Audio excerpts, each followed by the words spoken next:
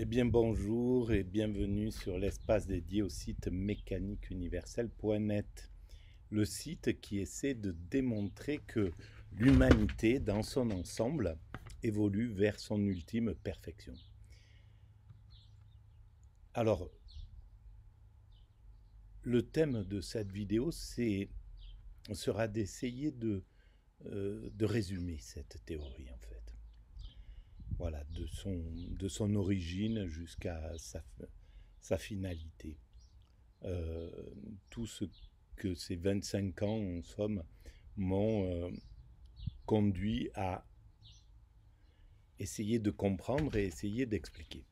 Alors, selon moi, nous étions des primates naturels. C'est comme ça que je l'explique. Évidemment, tout est schématisé.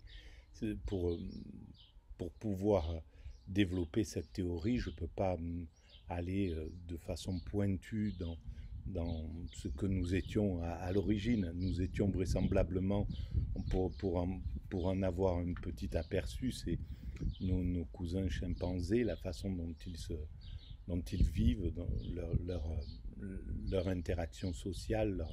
Voilà, c'est un peu notre origine à mon sens. Donc nous étions des primates naturels, nous sommes des hommes constructeurs, c'est comme ça que je préfère nous appeler l'humanité dans son ensemble, hein, dans sa totalité constructrice. Évidemment, nous sommes des primates, nous appartenons au monde des primates, mais voilà, pour moi, c'est plus parlant de nous appeler hommes constructeurs. Donc nous sommes des hommes constructeurs et nous allons vers l'humain accompli. Nous évoluons vers l'humain abouti. Voilà, nous construisons l'humain abouti. Donc en somme, le chemin de l'humanité va vers cet état de perfection. C'est pour ça que je parle de perfection. Mais je parle d'ultime perfection. Parce que pour moi, l'humanité est toujours parfaite au présent tout en étant perfectible, dans la position de l'homme constructeur. Elle est parfaite parce qu'elle ne peut pas être autre chose que ce qu'elle est. Aujourd'hui, elle est dans son état actuel, elle est parfaite tout en étant perfectible. Elle est parfaite parce qu'elle ne peut pas être elle ne peut pas être au 22e ou au 23e siècle où voilà, elle peut pas être plus loin que ce qu'elle est. Elle est là, nous sommes là, et nous sommes parfaits. Cette humanité est parfaite dans sa forme, avec ses imperfections. Les imperfections sont là pour construire cet état de perfection, tout en étant donc perfectible. Je prends comme image l'évolution d'un être humain. Un bébé, il est parfait en tant que bébé, même s'il ne tient pas sur ses jambes, s'il se cogne à droite, à gauche, si voilà, il est maladroit parfois, etc. Mais il est parfait en tant que bébé, parce qu'il ne peut pas être plus loin que ce qu'il est, mais tout en étant perfectible. Quand il devient enfant, c'est pareil, il est parfait en tant qu'enfant, mais tout en étant perfectible, parce qu'il va continuer à avancer dans l'existence. Quand il devient adolescent, il est parfait en tant qu'adolescent, même si pour devenir un adulte responsable, il faudra qu'il passe par des épreuves, qu'il prenne des risques, qu'il fasse des erreurs, des conneries, ou je sais pas, bon bref. Et pourtant, il est parfait en tant qu'adolescent, mais tout en étant perfectible. Ça continue quand il devient un humain responsable, un homme responsable, un adulte responsable. Il est parfait en tant qu'adulte, et pourtant, il est encore en devenir. Alors, quand est-ce qu'il atteindrait une perfection indépassable?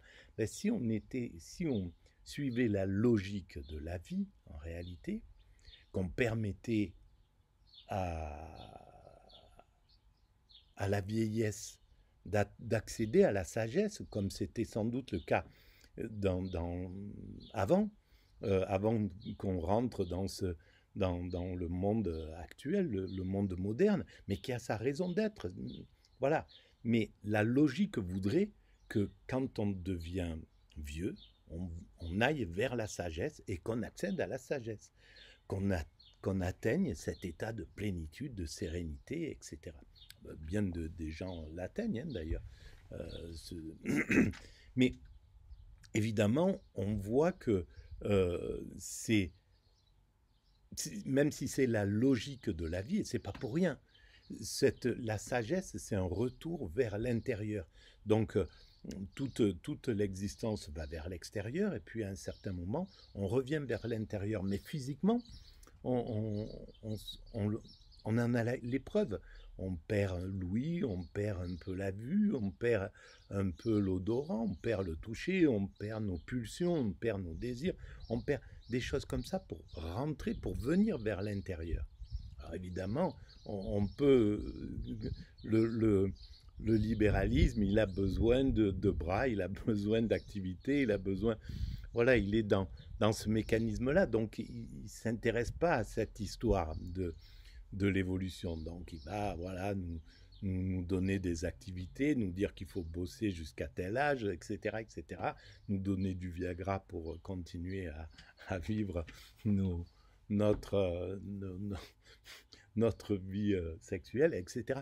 Bon, voilà. Donc, on a...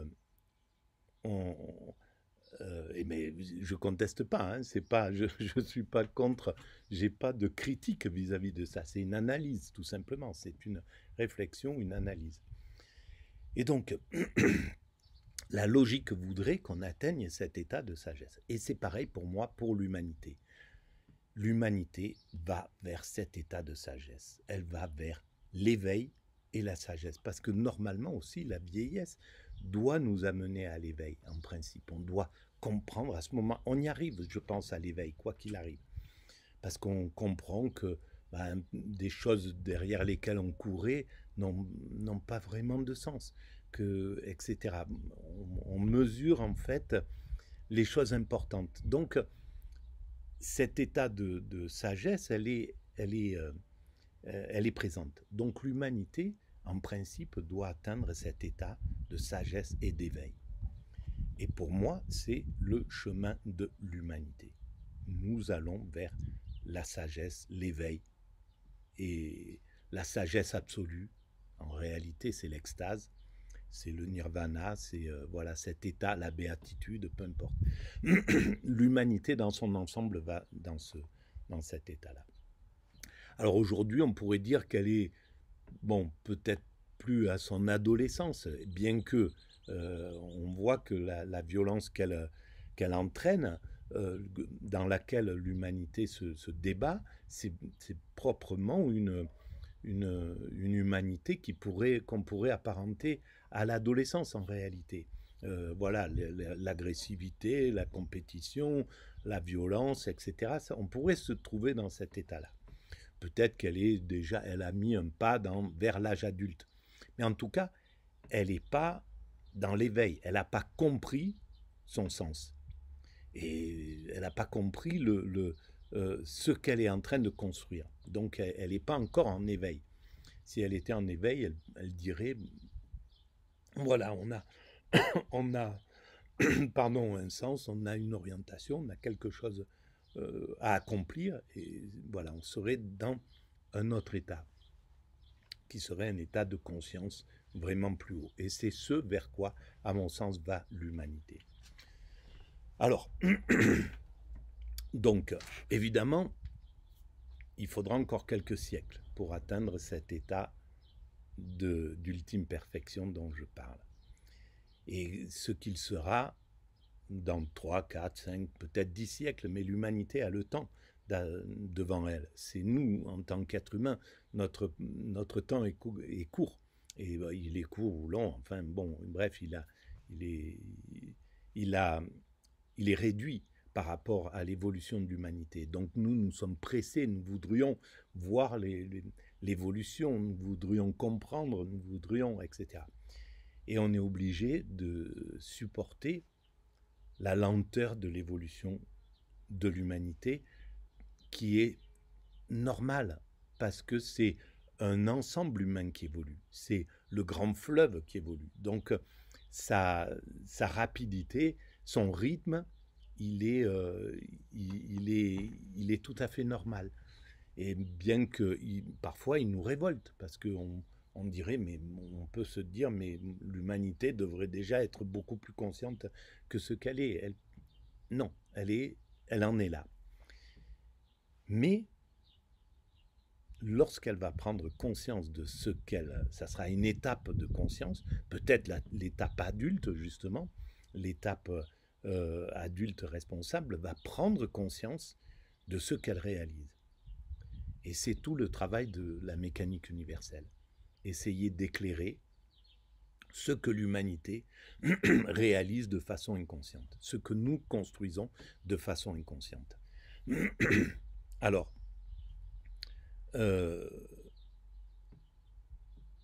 pour entériner pour qu'une prise de conscience par l'humanité puisse se faire, c'est pas un uluberlu qui va changer la donne. C'est la science qui entérine, la créativité humaine. C'est-à-dire que Galilée va apporter une nouvelle théorie, la religion va la contester, etc. Et puis la science, à un certain moment, va dire non, non, il avait raison, et on entérine, on dit oui, voilà, le Galilée avait raison. Pour Darwin, c'est la même chose. Il a fallu 50 ans, 100 ans pour que la science établisse et dise, bon, oui, il y a l'évolution des espèces, etc. Bon. Et c'est comme ça sera comme ça pour cette théorie. Et pour cette théorie qui est pas unique, hein, parce que intuitivement, les religions, les grandes religions avaient pensé ont pensé déjà cette évolution. Parce que l'idée d'apocalypse dans les religions monothéistes, eh bien, c'est l'évolution vers la révélation. La révélation, c'est-à-dire la prise de conscience de pourquoi nous sommes là, qu'est-ce que c'est que ce monde, qu'est-ce que nous sommes venus faire, nous, cette espèce, pourquoi cette espèce est sortie du règne animal tel qu'il était dans la nature. Qu'est-ce qu'elle apporte, qu'est-ce que notre espèce apporte de particulier. Et dès qu'on regarde ce qu'elle apporte de particulier, c'est énorme, c'est inouï. C'est-à-dire, on est l'espèce, pour l'instant, la seule qui peut révéler le monde, qui peut expliquer la création, l'univers, pourquoi il y a quelque chose plutôt que rien, etc.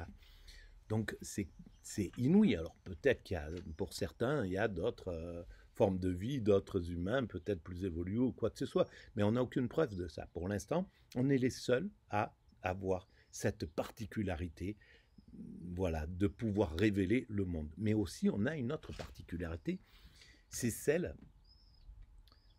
d'amener l'amour à son zénith, l'amour inconditionnel, l'amour absolu.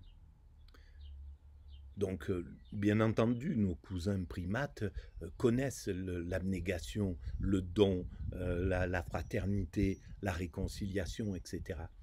Mais l'humanité a les capacités, justement, d'amener l'amour dans sa totalité vers son apothéose. Et c'est ce dont je parle quand je parle de l'humanité atteindra son ultime perfection. C'est l'apothéose de l'amour aussi. Alors pourquoi? Qu'est-ce qui va se passer quand la puissance de de milliards d'êtres humains résonnera dans l'amour? Parce que c'est selon moi ce que nous atteindrons.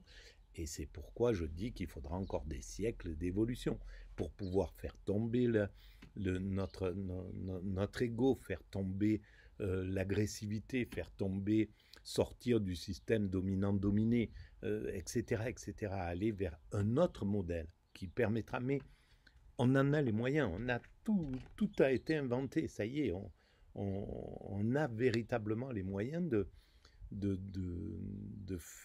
d'amener un humain à un état de sagesse. C'est possible. Pas brutalement, bien entendu, mais l'humanité a les moyens d'aller vers cet état-là. Et quelle pourrait être la quête de quelle pourrait être l'évolution de l'humanité? C'est soit elle est stationnaire, et c'est pas le cas. Donc rien ne bouge, ça évolue, mais c'est cyclique, on serait à peu près pareil que les siècles précédents, mais on n'est pas pareil qu'il y a 15 000 ans, on n'est pas pareil qu'il y a 30 000 ans, et on n'est pas pareil qu'il y a 300 000 ans. Donc il y a une évolution. Et donc cette évolution, eh bien, je viens de perdre le fil, pardon. J'ai entendu un oiseau siffler un peu plus haut que d'habitude. Et ça fait partie de l'atypisme qui me caractérise.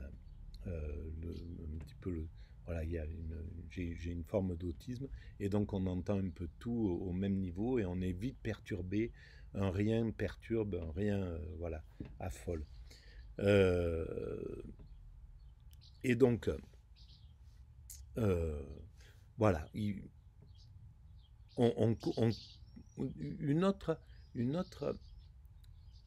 un autre éclairage, à mon sens, montre que nous allons... Il y a plein de petits indices quand on se penche. Ça a été tout le travail de ces 25 années, mais bon, je l'avais résolu dans les 3-4 premières années, et puis maintenant je le peaufine depuis. Mais on voit plein d'indices, mais globalement, l'humanité travaille 3 grands pôles. La maîtrise progressive du comportement, c'est les lois, c'est les interdits, c'est l'empathie, par exemple. Voilà, l'empathie, c'est tout nouveau. On commence à éduquer dans les pays scandinaves, on commence à éduquer les enfants à l'empathie. Donc on détectera les carences empathiques, les violences subies par les enfants. On est au tout début de cette réflexion et de ces soins. On prendra les choses très très tôt. Les familles seront accompagnées, les familles seront, etc. etc. On ira vers quelque chose qui empêchera ce que nous sommes en train de vivre, c'est-à-dire que des humains maltraités vont devoir remaltraiter à leur tour et finir par apprendre, par devoir retrouver l'humanité en passant par la case prison, par la case... bref, voilà. Et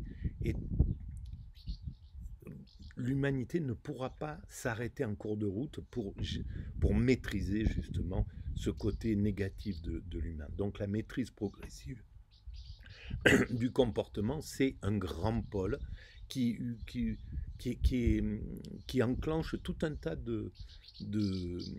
d'énergie. Par exemple, le fait de le confort dans une maison. Si on met un chimpanzé, une famille de chimpanzés dans une maison avec une cuisinière à gaz, l'électricité, les trucs, c'est impossible. L'homme, il est obligé de maîtriser, donc de maîtriser sa main, de maîtriser son temps. Donc tout ça, c'est la maîtrise progressive du comportement.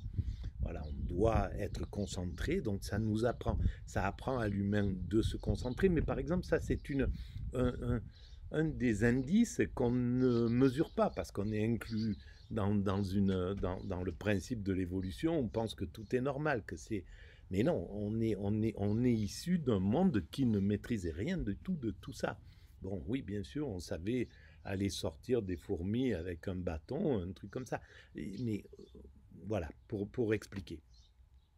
La maîtrise progressive de l'environnement.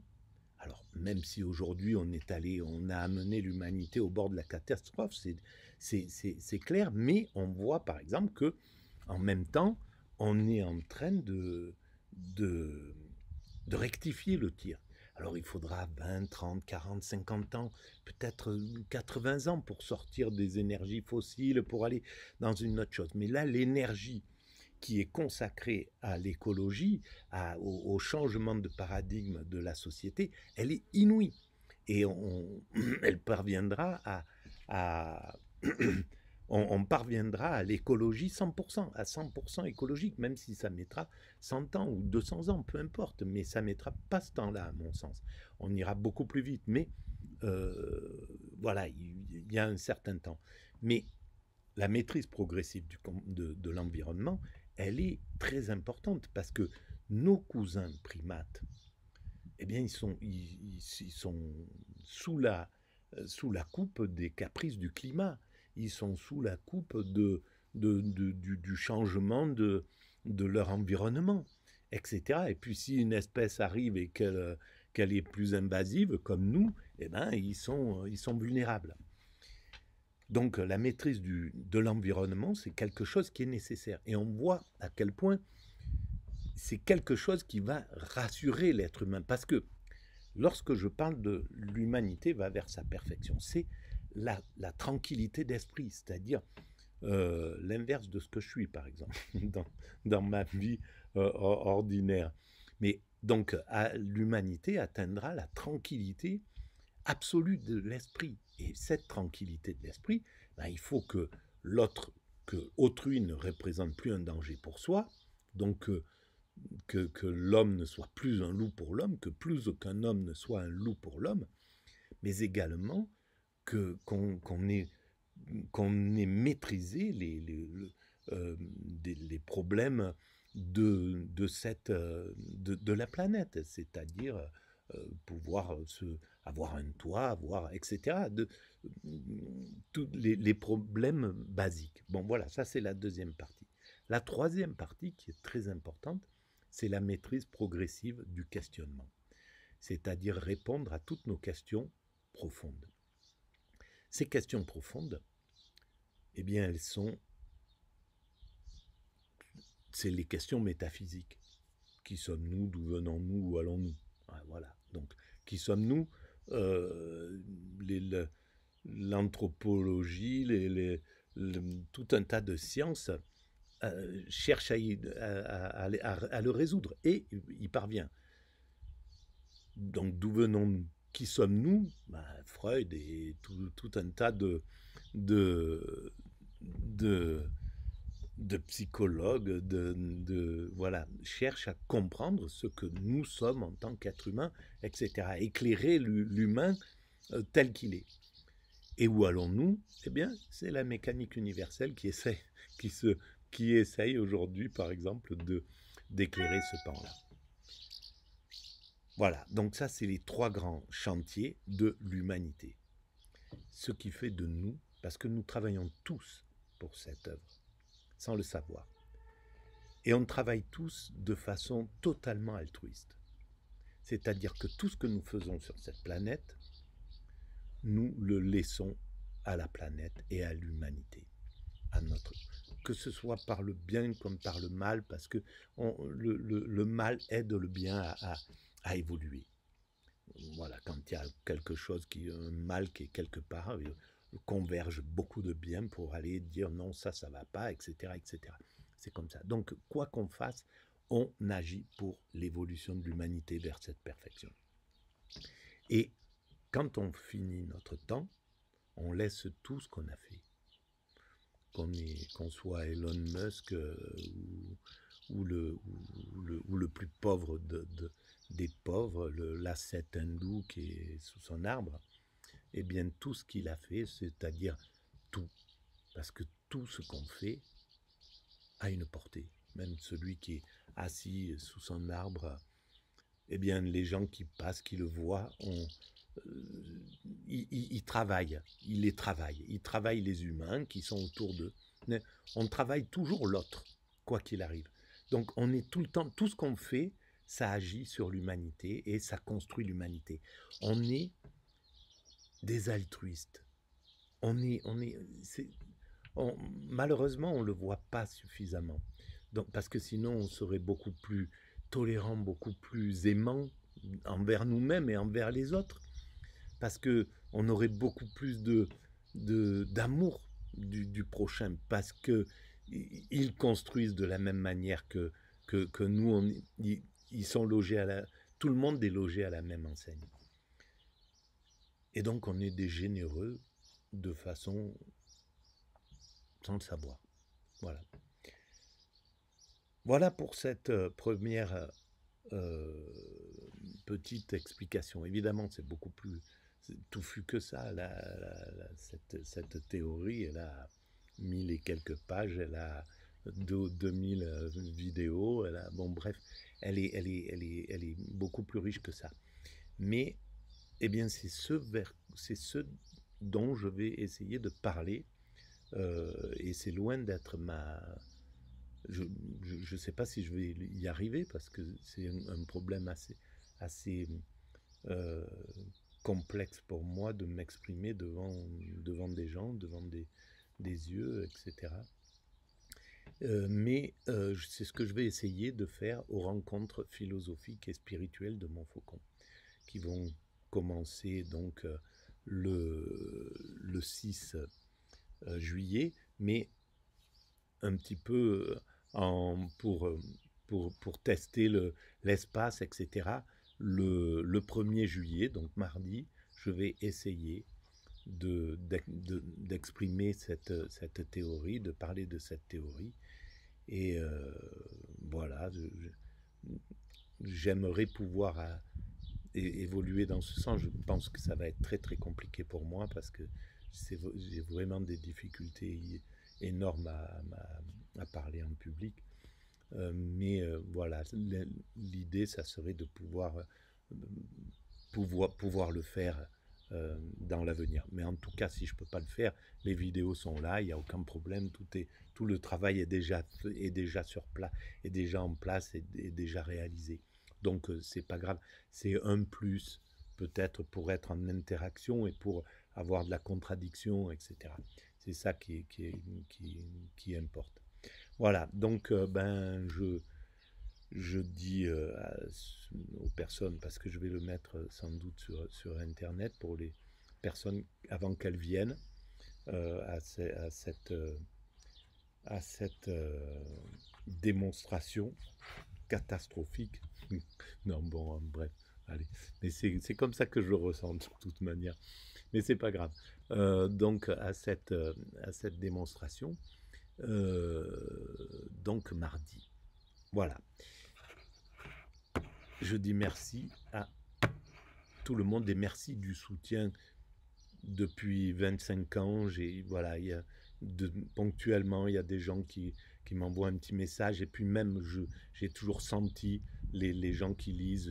Voilà, je sais que c'est lu, je sais que c'est là et je ressens la présence et une présence bienveillante depuis 25 ans sur la mécanique universelle et sur les vidéos que j'ai fait. Voilà. Donc je tiens encore une fois à vous remercier. Merci et à très bientôt.